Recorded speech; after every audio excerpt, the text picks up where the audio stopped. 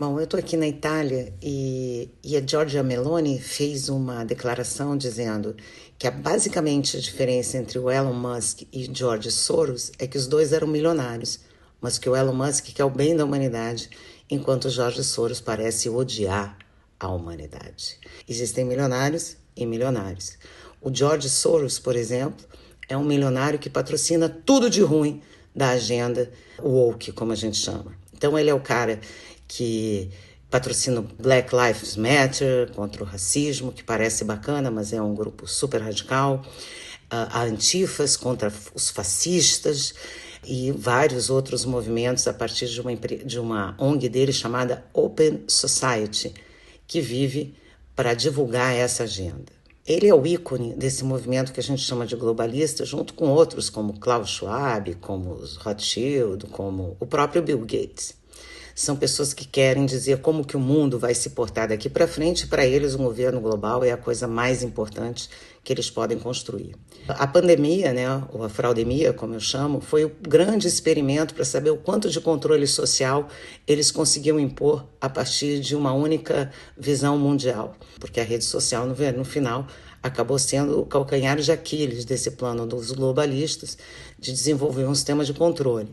Porque eles passaram anos comprando todos os veículos de comunicação que existem no mundo para criar o quê? Um consórcio de imprensa, ou seja, não jornalismo, mas uma notícia reverberada por diferentes veículos, toda igual. O que fez um outro milionário que andava meio quieto, só lançando seus foguetes no espaço, entrasse na discussão pela livre expressão, comprando o X ou o Twitter, que foi o Elon Musk. E a partir disso ganhou uma notoriedade mundial gigante por ser o cara que defende, afinal de contas, a livre expressão, o diálogo e tudo isso. Tão importante na época da pandemia. E só para vocês entenderem o que aconteceu na época da pandemia, um relatório do governo americano demonstrou, por exemplo, que a máscara não adiantava nada, que a distância social foi uma bobagem, que ficar em casa foi uma burrice, enfim. E principalmente que essas medicações off-label eram extremamente eficientes a ponto de ter evitado quase 70% das mortes. E essa é a importância das redes sociais, né? Não termos uma verdade única, termos várias verdades, várias versões, várias formas de enxergar o mesmo problema. E aí nessa bagagem, o Mark Zuckerberg disse que ia mudar de postura, que não ia mais atender a esses interesses globalistas. Eu fico pensando porque, na verdade, a diferença entre o Mark Zuckerberg e o Elon Musk é a coragem, né? Porque o Mark Zuckerberg é um covarde. Talvez um covarde que hoje não esteja nem conseguindo dormir direito, porque imagina você ter suprimido a informação que teria curado milhares de pessoas no mundo. Eu não dormiria também. Então essa mudança de postura dele também talvez não tenha sido por causa da consciência, talvez tenha sido por causa da pressão.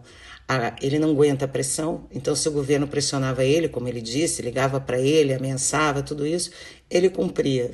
A única coisa que o Elon Musk faz ultimamente é expor o que essas pessoas ou esses líderes estão fazendo com seus países. A gente viu o caso da Inglaterra, horrível. A gente viu ele tentar entrevistar a menina da Alemanha e praticamente ser banido. A gente viu o que ele fez aqui no Brasil, expondo as barbaridades do STF. Então, a interferência dele é expor, é mostrar a verdade. Isso é uma interferência? Ou isso é o ícone da liberdade?